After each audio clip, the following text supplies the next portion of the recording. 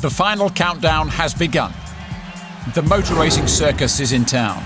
The drivers, the cars, and the crowds. It's the world's biggest motorsport event, the 24 Hours of Le Mans. But before the race, 50 top sports car teams face an intense final fortnight of testing, practice, and qualifying. And for one small team from England, it's time to take on motor racing's giants.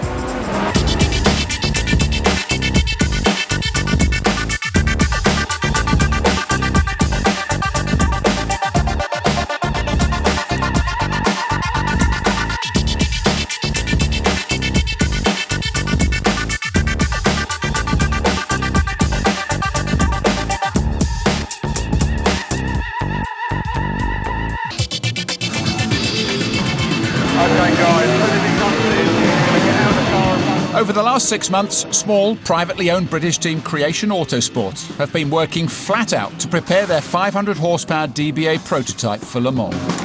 They've done the hard graft in the wind tunnel, on the suspension rig, on the dyno, and on the test track. Now, with the race just 2 weeks away, they'll be able to run their car on the Le Mans circuit for the very first time. They have just 1 day's testing and 4 short qualifying sessions to prepare the car, team and drivers for the race. They will need to find the pace to compete with the favourites and the reliability to survive the ultimate 24-hour challenge.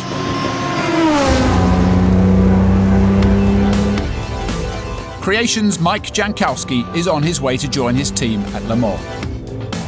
2 years of hard work and £2 million of his own money have transformed this man from historic race car enthusiast to the proud owner of one of Britain's leading sports car teams. It's quite strange having been to Le Mans as an enthusiast, and here we are doing it as a top team with a chance. But it's so nerve-wracking because this is the big one.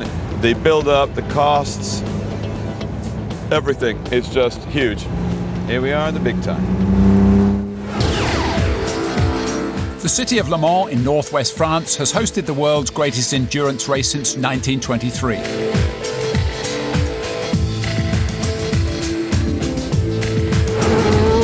It's been the scene of some of the worst accidents in motor racing history, and many of the greatest triumphs. It's become a mecca for sports car fans from all over the world. Head south out of town and you're driving on the main straight of one of the longest, fastest racetracks in the world. The infamous Mulsanne Straight. I think if things go right, it will be a very, very good, hard race. But I'll tell you, I know Bix doesn't have any nails to bite anymore. That's because Bix, team manager Ian Bickerton, has been going without sleep for weeks in pursuit of his lifelong dream. My dad took me to Le Mans for my 12th birthday. It's an awfully special place to go to. It's got that atmosphere about it. To actually go to Le Mans now and just stand in the pit lane, it nearly makes you cry. It's such a special place.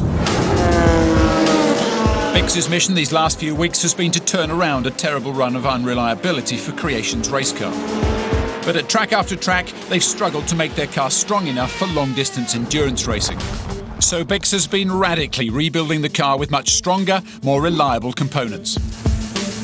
On Creation's small budget, he has to spend very wisely. Absolutely. But with 30 years motorsport experience, Bix knows where to find the best component builders in the business. This is a new suspension block for the car. It's a little bit heavier than what we normally race, but it's for Le Mans, it's a safety issue. Bix is replacing crucial load-bearing components with tougher materials, sacrificing a little speed for a lot more reliability. The main issue with the components that we have is they're made out of aluminium. But aluminium is quite soft. We can make it out of a stiffer, heavy material, steel, whatever, but there's a weight issue. For Le Mans, we're going to make it stiffer and heavier. It'll last 24 hours. And you can have these done in time, yeah? Yeah, no problem. Next stop is Stable Fabrications, who are producing new, beefier versions of key components of the suspension system. It's going to cost him, but Bix is having new uprights carved from solid chunks of steel.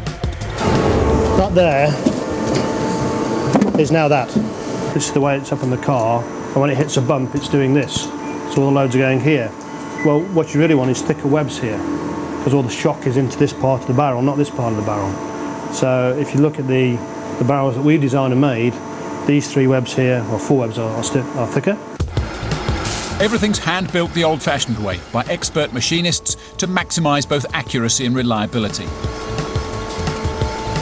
BIC's order is going to take 500 man-hours to produce. Well, that's how it would look on the car. Everything's got to be in the right place. It's a safety-critical component. It's got to be right, it's got to be accurate, and it's got to work. It's a bold move for a small team like Creation to rebuild so much of their car. And they won't find out if all of BIC's hard work and Mike's hard-earned cash will pay off until they get to Le Mans.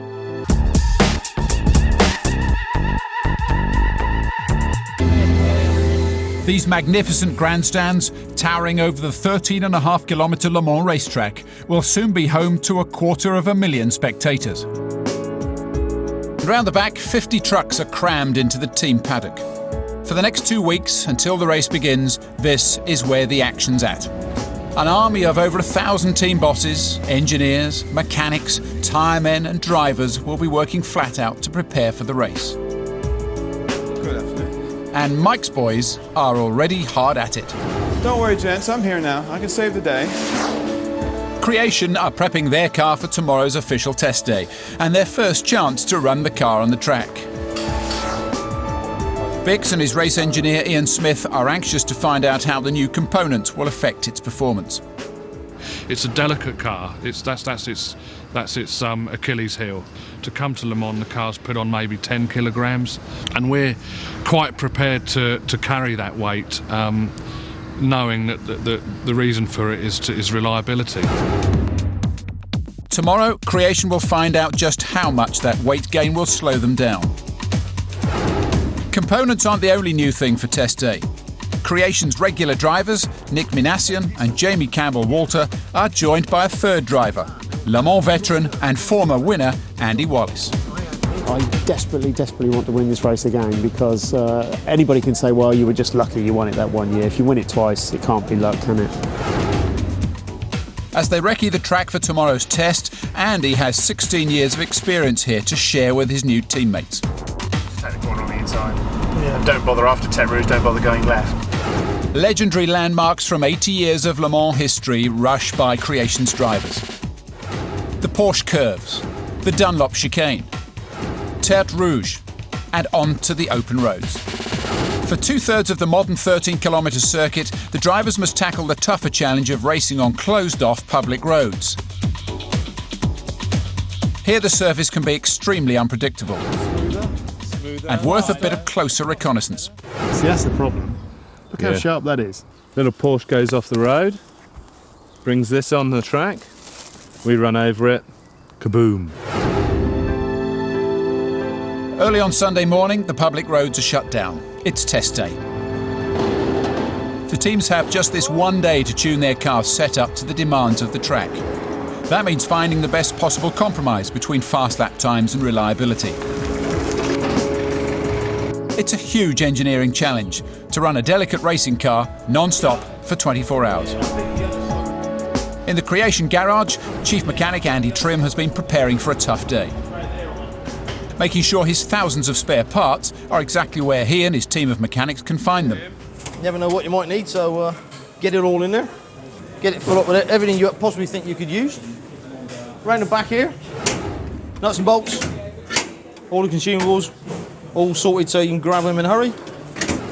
All the gearbox spares, car spares, headlights, tail lights, suspension bits, floor wires, wheel nuts, fuel pumps, everything pretty well, just so you can grab it to hand.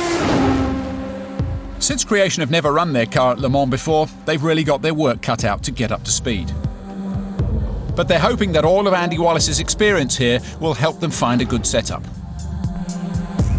Okay, Andy, I'd like you to do 5 laps total. That's 3 time laps. Okay, get yourself settled in. Andy's driven dozens of different types of car here, so he should have the confidence to get straight onto the pace and start giving the team useful feedback.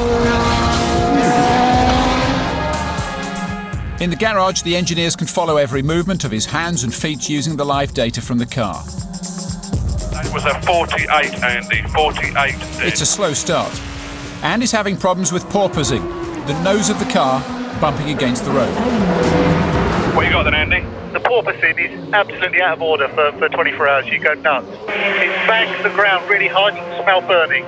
Great qualifying car. It's going to be a great car, don't get me wrong, but there's no way you can drive this car fast, accurately for 24 hours. Smithy calls for changes to the suspension, softening the rear springs. And it's back out for another try. And he wants the car softened even more. Not really what Smithy wants to hear. Drivers like cars set up soft. They feel good to them, but you also find that they don't go around the track so quick. When a car's too soft, it rolls more and it doesn't exploit the best grip from the tyre. Yes, mate, that's loud and clear. Nick Minassian is one driver who would always prefer to have a quick car rather than a comfortable car. He's getting very concerned about Andy's changes. The thing is, you know the way it is. The quicker you go, the more you stable the car. Nick's theory is that Andy needs to push the car harder rather than change it. Andy disagrees. The porpoising has changed the frequency. It's now a higher frequency, so I thought that was slightly worse, mate. So, even more changes. It's getting better. If we could shed some more front, I'd be happy. I hope Nick would too. But it's beginning to be more of a proper car now. Andy may like the car now, but will Jamie Campbell-Walter even recognise it? Jamie's times are slow, but Andy has yet more suggestions. We can lose a little more front. Yeah. I was thinking of a rubber so that it just went rising rate, only in the Porsche Club. With only 3 hours of the test to go, Creation's best lap time is only 11th fastest. And Mike has had enough. We have a little bit of pressure to get us further up the grid. Such a poor performance relative to their rivals can't be blamed on those 10 kilos of new components. Creation will need a radical change of strategy to catch up with the top teams, especially Pescarolo. Veteran Le Mans champion Henri Pescarolo's two-car team have been setting the pace all day. With 4 long, fast straights, this circuit really suits the Pescarolo car, which has more power but less downforce than other top teams. Now the drivers are feeling the heat of being the favourites. This year particularly, there's a huge amount of pressure. It's really the first year that Henri Pescarolo's team has entered Le Mans with people saying that this team could and should win. But it's a new car and reliability is a worry. No such concern for the two teams running the Audi R8, which has dominated Le Mans for the last 5 years. The new regulations have slightly handicapped the straight-line speed of the Audi R8 this year, but it's a safe bet that at least one of these cars, from the French Oreca team or the American champion team, is going to be fighting for victory after 24 hours. Thanks to its legendary reliability, big budgets, and large, well-organised teams. I would say that we probably have 45 to 50 personnel that are here this weekend to run the two cars. Champion has an intimidating lineup of star drivers, including former winners JJ Leto, Frank Bieler, Alan McNish, and 6 times winner Tom Christensen. We know we have the best car, but we also know because of regulation we don't have the fastest car. But we have a very clever team and there's a lot of good people involved, and we're trying to stick to that, and hopefully the favorites will get nervous and we will bite them. Champion has so many people and so many spare parts, they seem to have taken over more than their fair share of the paddock. But today, Champion is having its fair share of problems. The supposedly bulletproof Audi R8 is having a wobble. One car has already had a gearbox problem, and now their second is in bits as well. It's a glimmer of hope for the rest of the field. Creation are hoping that with the right setup, they can outpace the Audis. Nick's sent out on fresh tyres to go for some flying laps and restore team pride. Nick's nearly 10 seconds faster than Andy's laps earlier in the day, and he's surprisingly happy with the car. Everything feels quite good. I mean, the speed is pretty good, actually. It's very good. Can this really be the soft, easy-to-drive car that Andy's been developing with the team all day? Or has Bix been a bit crafty? It was just a bit too much of an animal for him, and it was a bit of a shock to the system. So it took him a while to get his head around it. We made some adjustments to put it more like how he wanted it, And yeah, he thought it was great. Yeah, turning's better. It doesn't oversteer so much. And then slowly brought it back to where it was, which was quite a crafty little plan, really. Pescarolo have a very different driver problem. They're in danger of being a man short for the race. Sebastian Loeb flies in from Turkey with just an hour to go before the end of the test. He's the World Rally Champion. He's just won a grueling 3-day event. But he's a rookie here at Le Mans. And if you haven't raced here before, you have to complete 10 laps on the test day to be eligible to drive. The entire French press corps want a photo of their hero. But Loeb needs to get on track. Loeb has had very little time in the new Pescarolo car before today. His first laps are cautious and too slow. He's told to put his foot down if he wants to qualify for the race. With time running out, he crosses the line just seconds before the checkered flag for the end of the session. Sebastian Loeb is in the race. And with their other drivers setting the fastest laps today, Pescarolo have proved themselves the team to beat in next week's qualifying sessions. The Audi R8 has finally been toppled, at least in terms of speed. I think we were surprised by a couple of cars as to how quick they were. But if you look at the rest of the field, from third on down, everything's very close, very consistent. All the teams have passed their first test, but the next is just a few days away. In one of Le Mans' great traditions, the teams, the cars and their drivers must now face the fans and the scrutineers in the centre of town. The cars are closely inspected, weighed and measured to make sure they conform to a very detailed set of technical regulations. They must pass this test to take part in qualifying, which starts tomorrow, to determine starting positions for the race on Saturday. Thank you. Once through, the teams line up to be immortalised on film.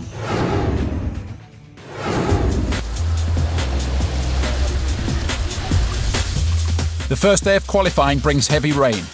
Whatever the conditions, over the next 2 evenings, the track will open for 4 two-hour sessions. At midnight on Thursday, each car's fastest single lap time will determine its position on the starting grid for the race.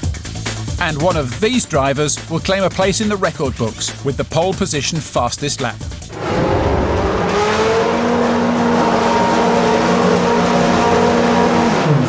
Some cars are better suited to a wet track than others, and Creations is one of those cars.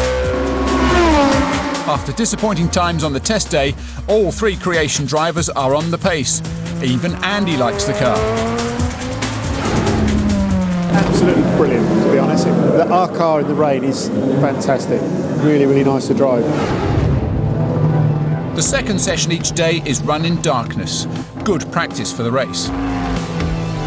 With the track now drying, Nick Minassian goes out on a fresh set of tyres, determined to send a message to Creation's rivals. His best lap is the 3rd fastest of the day. It's a good first day. Everybody worked well. Guys did a good job. Nick did a fantastic job in the end. It puts Creation ahead of the Audis, but still not quick enough to match the Pescarolos. Sohail Ayari sets the fastest lap of the day. But it's not all good news for Pescarolo. Their second car has a gearbox failure, and it's going to be a race against time to get it repaired for tomorrow.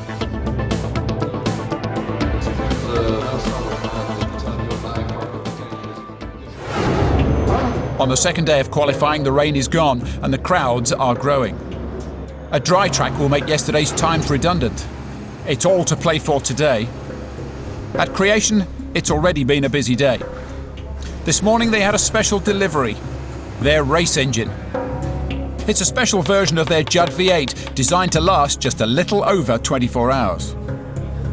Like almost all racing components, maximum performance is achieved by designing things to last no longer than required. Creation have made a strategic decision to install the engine today. It means they can thoroughly check the installation of the engine with still 2 days before the race. But it's going to severely restrict how many laps they can run in qualifying today. If we did the 24-hour race and at 23.5 hours the engine blows up and we ran for 2 hours tonight and we could only run for an hour and a half instead, you'd feel like a real idiot. After a good run yesterday, Bix is putting the need for reliability ahead of the battle for pole position. Creation aren't the only ones who have been hard at work. Pescarolo have had to fly in spare gearbox parts from England, and they're ready for qualifying with just minutes to spare.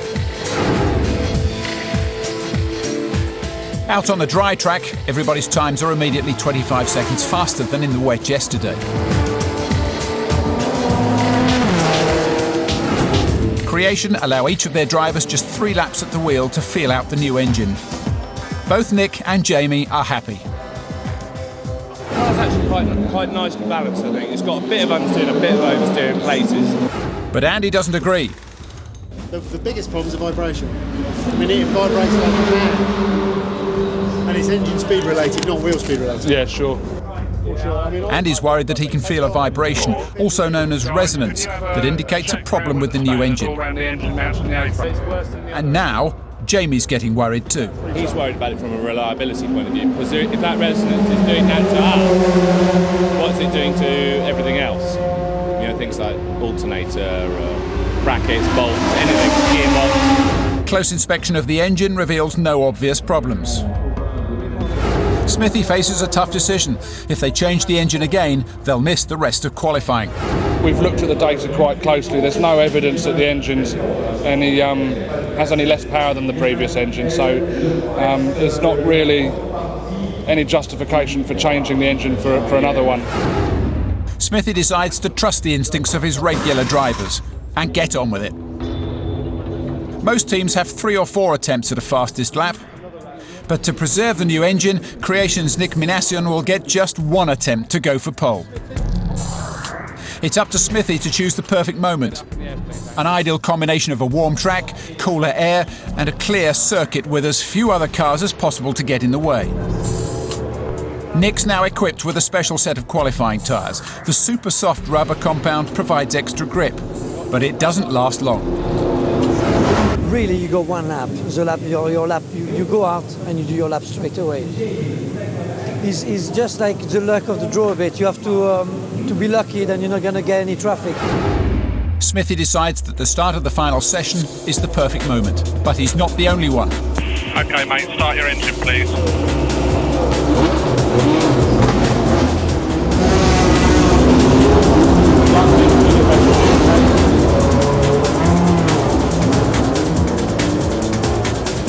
Pole position will almost certainly be won in the next half an hour. But with so many of the 50 cars out on track, every driver will be desperately hoping for a clear lap without slower cars getting in the way. Nick must use every scrap of his skill to master both the challenges of the track and the moving obstacles of the slower cars. His flying lap starts well, but near the end, he's badly blocked. He could try again, but his soft qualifying tyres have already given their best.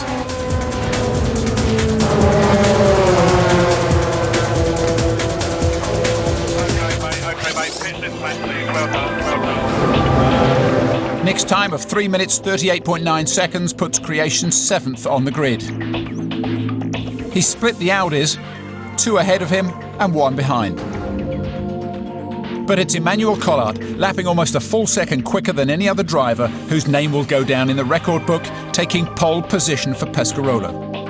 Back at Creation, spirits are high. That was good, mate, that was good. Everybody went quicker, you went quicker. You finished P7. It's quite respectable, really. There's only 1.2 seconds quicker would have placed us P3. It's obvious that our car is equally on pace with any of the front-running cars. For Creation, it's mission accomplished. Not only are they on the pace, but they've now completed their first 126 laps, over 1,700 kilometres at Le Mans, without any reliability problems. Finally, this small private team from England are looking like a team that could actually finish the 24 Hours of Le Mans and challenge for glory on race day.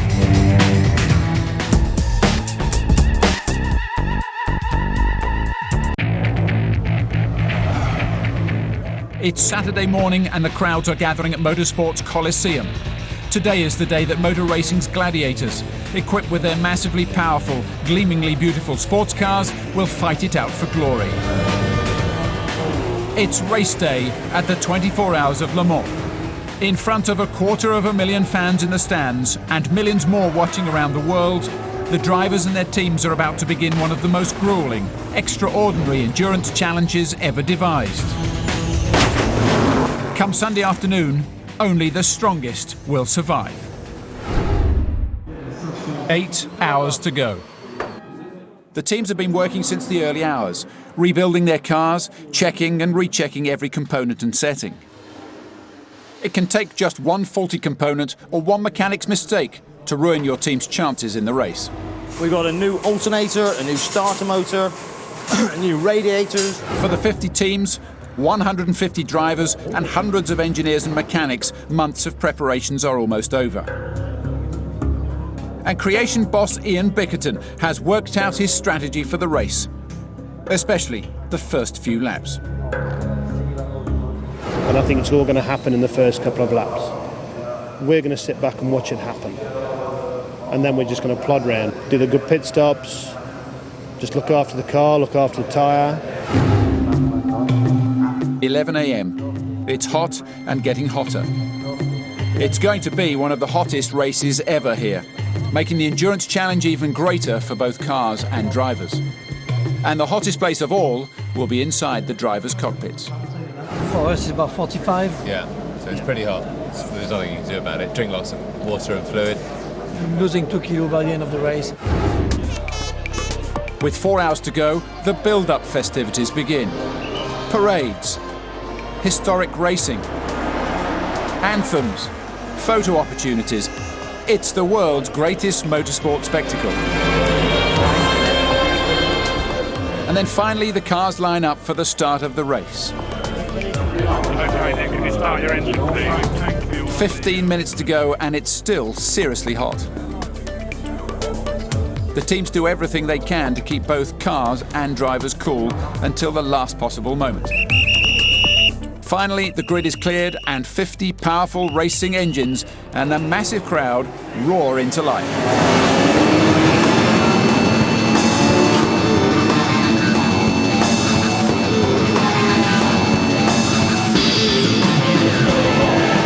Here we go. The challenge ahead is simple. Keep the car on the track and out of the garage. The car that completes the most laps in the next 24 hours wins a place in history. Welcome to the 73rd running of the world's greatest race. 24 hours of hell. The two Pescarolo cars immediately pull away. Running to the very latest regulations, these cars have a speed advantage of 30 kilometers an hour on the long straight. But their fuel-guzzling V10 engines will bring them back to the pits for fuel first, so they need to build up a lead. And as they catch the GT cars at the back of the field, the carnage begins.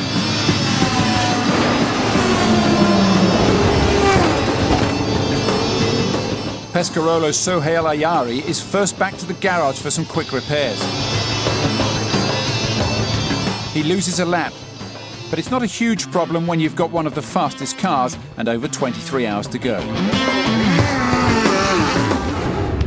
Back in 6th, Creation's Nick Minassian is driving much more cautiously. How does everything feel, Nick? Is everything okay? Yes, everything is okay, everything is okay. No one at Creation is under any illusion about their strategy for this race. It's all about survival.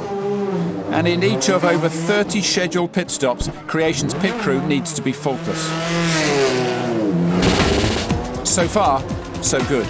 Nick's keeping out of trouble. Okay, mate, pit this lap, pit this lap. And after his second 45-minute stint, he hands over to Jamie Campbell-Walter. Like Nick, Jamie knows exactly what's required of him.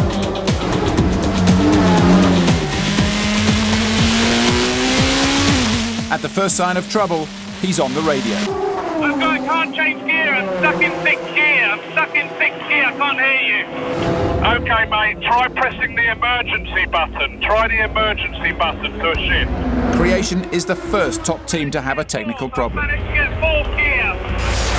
Okay, mate, I suspect there's a problem with the flipper then. I suspect there's something wrong with the flipper. Yeah, flipper ready.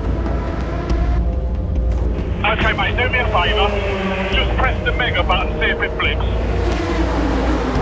Right, water pressure and low oil pressure, and it comes up literally every second. All the lights come on. Let's keep going for now. Let's just fix this problem first. Fixing the gear change mechanism takes just 4 minutes. But the data engineers seem worried about the water pressure. Problem 1 fixed, but Jamie's straight back on the radio. I keep getting water pressure. Stan, it must be losing water from somewhere, mate, if it's gone, if the pressure's dropped that much, surely.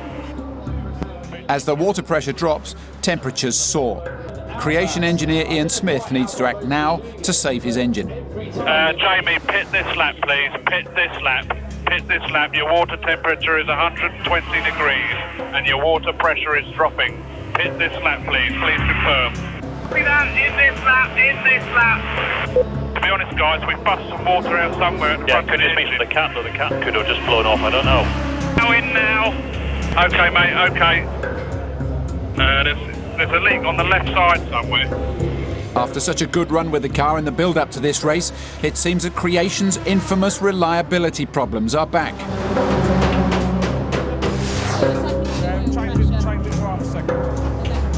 The culprit is a failed Jubilee clip. That was just a clip? Yes. There's no Jubilee clip? Right, okay. After weeks of preparation, a 50p component has brought this £500,000 racing machine to its knees. But after 32 minutes in the garage, Creation are back on their feet and ready to return to the fight. They've dropped from 6th to 40th. But there's still over 21 hours to go. Mike, Bix and Smithy settle into their command centre, surrounded by TV screens, data and radios. If all goes well, they will spend most of the next 21 hours right here. 2 generals with their captain conducting operations. And they know that sooner or later, their rivals will have their share of problems. Pescarolo are the first to oblige. In their race-leading car number 16, Eric Comas can't change gear. It's a recurrence of gearbox problems the team has been having all year. Under race rules, the team isn't allowed to change the gearbox. They must diagnose the problem and fix it. It loses them 13 places.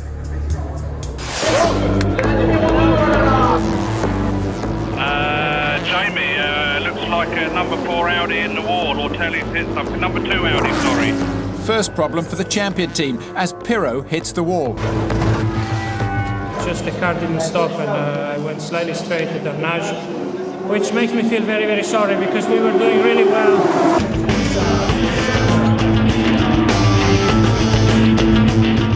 Pescarolo car number 17 has a puncture.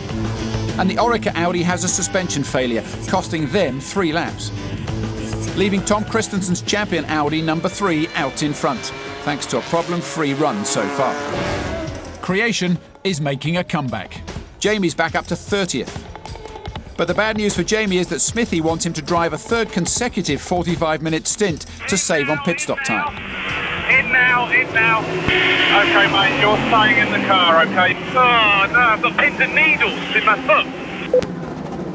You're down for a triple, mate, that's what you're doing. The pain's not over yet. That's why they call it endurance, Jamie. Despite his pins and needles, Jamie's flying 3rd stint puts Creation back up to 22nd. But now the team faces a very different challenge. It's time for their 3rd driver, Andy Wallace, to get in the car. Go. Okay,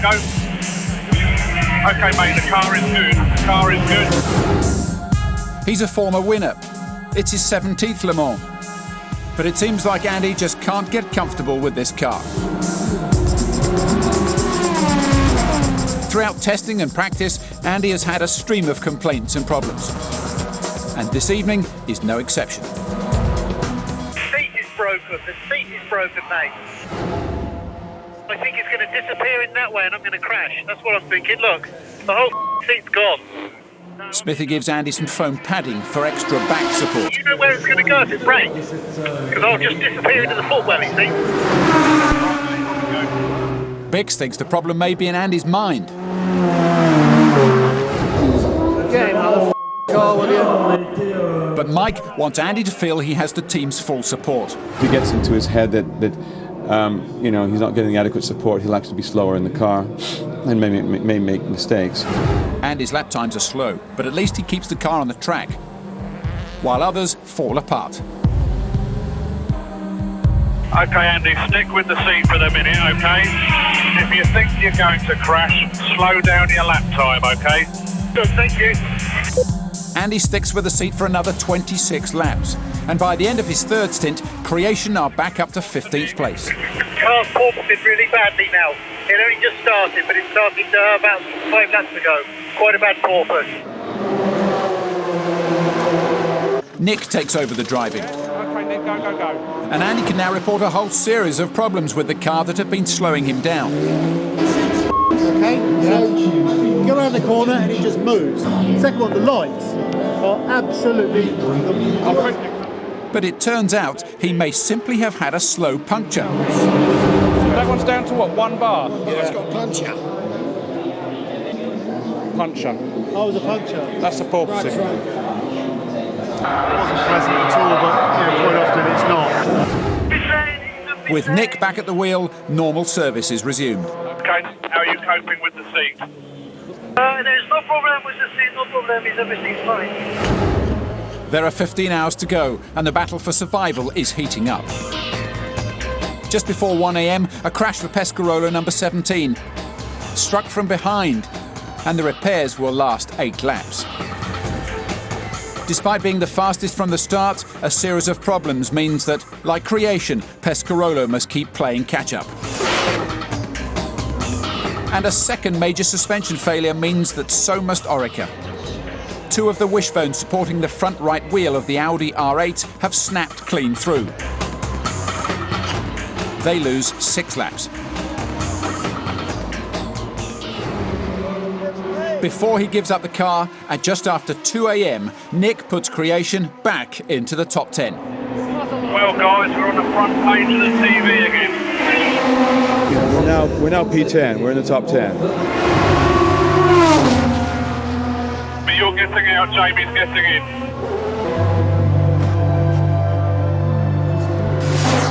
Go, go, go, go, go, go. Another slick, fast driver change. Creation are back on top of their game, and it's paying off. The Pescarolo number 16, with Eric Comas at the wheel, is also enjoying a good run. Back up to 3rd behind the champion Audis. Champion number 3 still leads. It's still problem-free from the start. Approaching halfway, 15 cars have now gone to the Lions, and their teams have packed up for home. 35 cars out of 50, including all the top contenders, are still in the race. Collectively, they've done over 60,000 kilometres at an average speed of up to 200 kilometres an hour. Only the die-hard fans are still manning the stands. Even the mechanics are grabbing some sleep when and where they can. But the cars just keep going round and round and round. Just 12 hours to go. Pinch yourselves, Creation. You're still in the race. Reset the counter, mate, okay?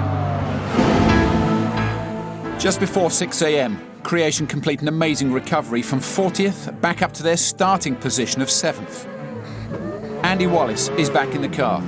He and the other Creation drivers have now enjoyed nearly 12 hours problem-free. Just too easy.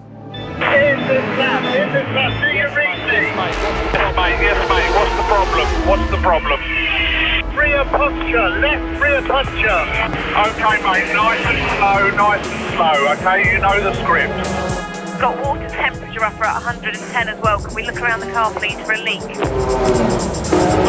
guarantee, we've got to do a radiator, all right? It's a double dose of pure bad luck. One piece of debris has put a hole in a tyre. Another has put a hole in a radiator.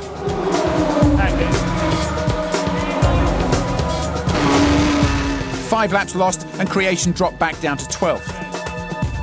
This is what Le Mans does. It raises your hopes and then dashes them down. But Bix won't be down for long. It's time for Nick Minassian to start another Creation fightback.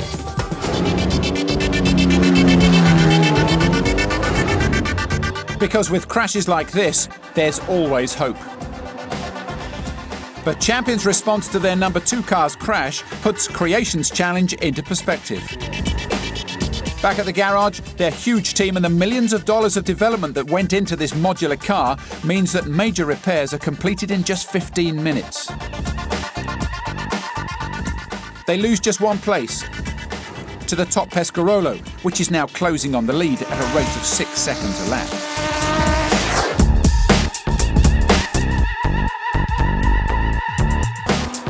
It's Sunday morning and Creation Autosport are still standing for the final hours of Le Mans. Nick Minassian pits and hands over to Jamie Campbell-Walter. But the car won't start. Just keep trying the button on and off, mate. Keep trying it. In the garage. It's a 10-minute job to change the starter motor and an opportunity to replace some of the bodywork. It's taken quite a battering, and Smithy decides it's time to use the spares. Turn the power off. Right. Jamie stays in the car, trying to remain focused and ready to drive.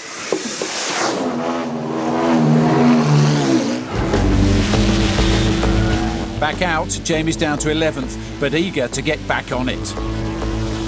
Too eager. On his first lap out, on cold tyres, he's caught out by gravel on the track.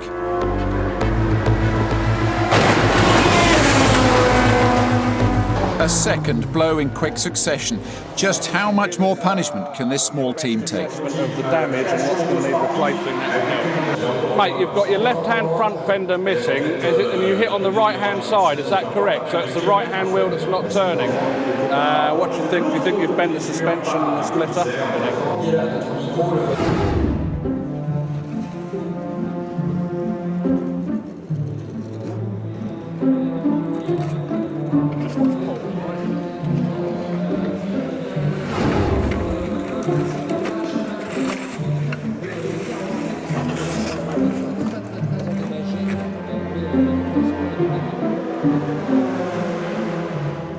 The whole team's been up for 26 hours since early Saturday morning. We just go and say, well, you know what more? Well, we had it. We're just going to do a complete corner here. Now they face a major rebuild. Body, suspension, brakes. And they've just put their spares on the car, so now the battered old parts have to go back. Some components even have to be machined on the spot.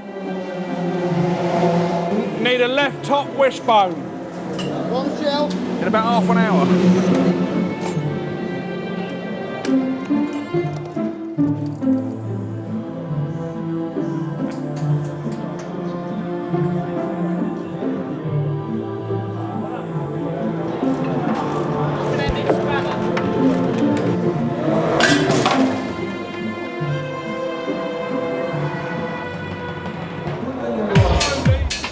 An hour and 10 minutes later, Jamie finally drives back out in 20th place. The car may look almost good as new, but it's certainly not. Winning is out of the question now. With the car lashed together, Creation have a real fight on their hands just to finish the race. With 5 hours to go, 20 cars have so far retired.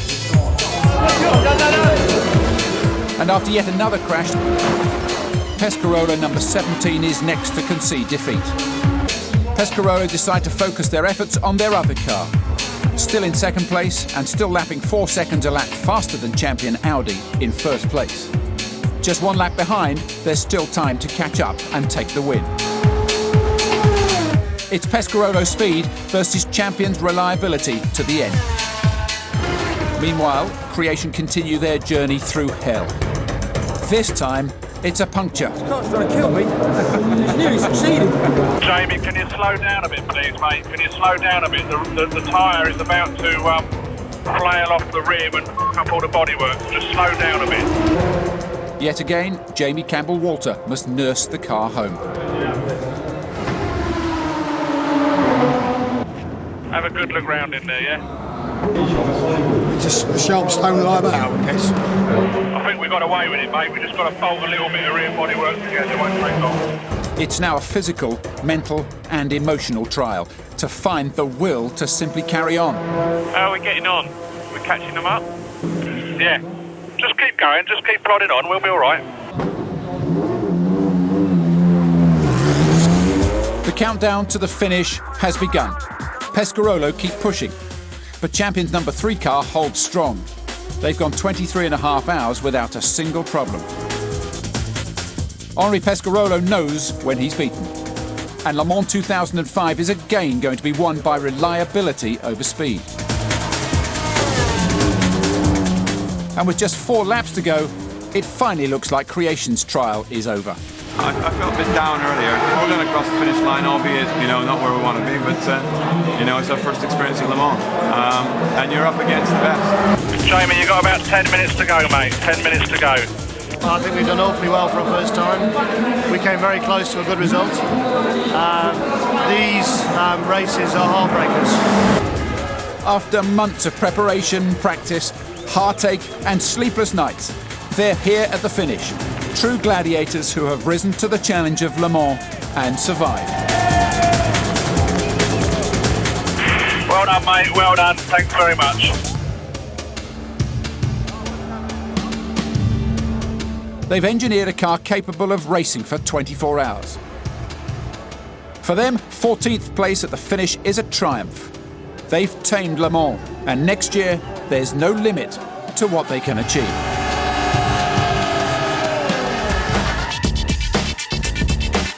From a clean sheet of paper, designed daredevil Michel Sis builds a brand new MotoGP bike.